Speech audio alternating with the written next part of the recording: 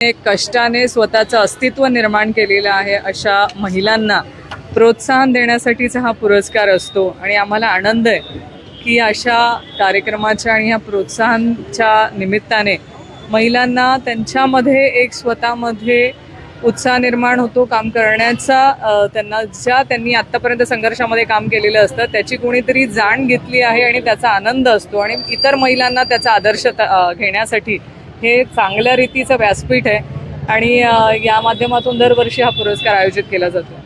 ताई, माळेगाव साखर कारखान्याची निवडणूक आहे. खरं तर निवडणूक कारखान्याची असून देखील पवारांची प्रतिष्ठा थेट पणाला लागली. म्हणजे अजित पवार असू द्या किंवा शरद पवार असू द्या.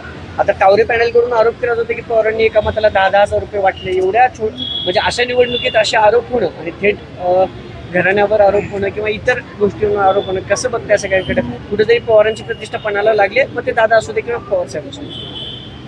मला असं वाटतं निवडणूक असते आणि त्या तऱ्हेनेच घ्यायला हवी. निवडणुकीसाठी मला बाकीच्या आरोपांचं माझ्या ऐकण्यात नाही किंवा मी ते ऐकलेले नाही आहेत, त्याच्यामुळे मी त्याच्यावर भाष्य करणार नाही. पण ही निवडणूक आहे आणि ती महत्त्वाची आहे. या निवडणुकीमध्ये सगळे सभासद हे चांगल्या रीतीने योग्य तो निर्णय घेतील आणि योग्य त्या व्यक्तींना निवडून देतील आणि त्यांचा पाठिंबा देतील अशी आम्ही अपेक्षा करतो. महिला आयोगाच्या संदर्भात भेटला होता आपल्या राज्यपालांना, त्याच्या संदर्भात काय झालंय का किंवा त्याच्यानंतर काय तुम्ही त्याची काय पाठपुरावा? आम्हाला त्यावेळेस राज्यपाल महोदयांनी सांगितलं होतं की आम्ही योग्य त्या व्यक्तींना बोलवून त्यांना समज देण्याचं पण काम करतील आणि सरकारच्या प्रमुख लोकांबरोबर देखील त्या संदर्भात ते चर्चा करतील. कारण आम्ही पुराव्यांसहित हे दाखवलं होतं की महिला आयोगाकडनं अक्षम्य अशा काही चुका झालेल्या आहेत काही गेल्या दिवसांमध्ये, पण आत्तापर्यंत काही कारवाई झालेली नाही.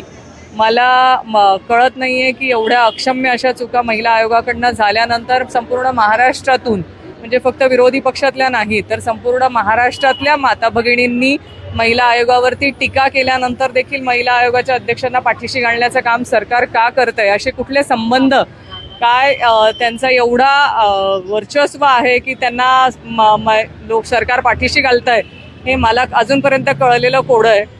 पण आमची सगळ्यांची अपेक्षा अशीच आहे की इथे नॉन पॉलिटिकल व्यक्ती बसावी आणि महिला आयोगाचं चांगल्या रीतीने काम करून पूर्ण वेळ जो महिला आयोगाला वेळ देऊ शकेल अशा महिलेची तिथे नेमणूक करावी, ही आमची आजही मागणी आहे. आम्ही मुख्यमंत्री महोदयांपासून उपमुख्यमंत्री महोदय असलेल्या सगळ्यांना हीच विनंती केलेली आहे की ज्या तऱ्हेने आज अविश्वास महिला आयोगावरती संपूर्ण माता भगिनींना महाराष्ट्रातल्या आहे, ह्या अविश्वासाचं रूपांतर उद्या संघर्षामध्ये होऊ नये ह्यासाठी सरकारने लवकरात लवकर योग्य तो निर्णय घेणं आम्हाला अपेक्षित आहे. खडसे साहेबांच्या भाजप प्रवेशाच्या पुन्हा चर्चा सुरू झालेल्या आहेत. त्या दिवशी देखील त्यांनी म्हटलं की पूर्णविराम, मात्र इकडे चंद्रकांत दादा पाटलांची म्हटलं राजकारणात तरी पूर्णविराम असतो, स्वल्पविराम असतो. त्यामुळे काय या सगळ्या चर्चा? या चर्चा मला असं वाटतं फक्त तुम्ही मीडियाच्याच माध्यमातून होत असतात.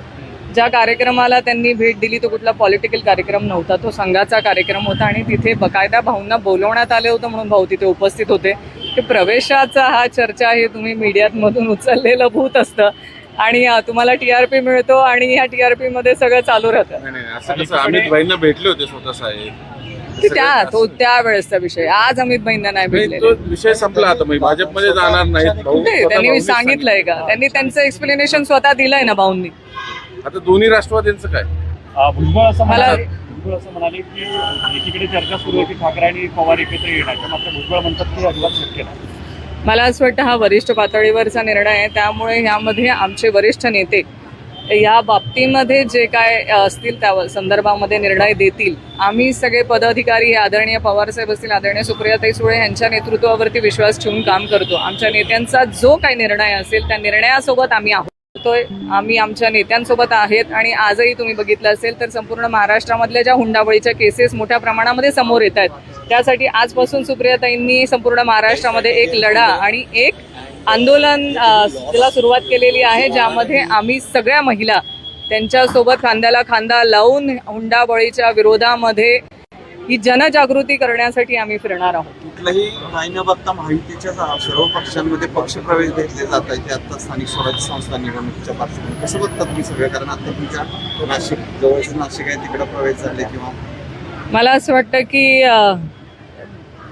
सत्ताधारी पक्ष आता सध्या वॉशिंग मशीनचं काम करतंय. ज्यांच्यावरती आरोप आहेत किंवा ज्यांच्यावरती त्यांनी स्वतःच त्यांच्याच पक्षातल्या नेत्यांनी गंभीर असे आरोप केलेले, त्याही लोकांना आता त्यांच्या स्वतःच्या पक्षामध्ये प्रवेश देण्याचं काम भारतीय जनता पार्टी असो, शिवसेना असो किंवा त्यांचे सगळे घटक पक्षातली सगळी लोक बघतोय आपण की करतायत. आता त्यांना म्हणावं किंवा सगळ्याच लोकांना आम्हाला असं वाटतंय की वॉशिंग मशीनचा चांगला रोल ते प्ले करतायत.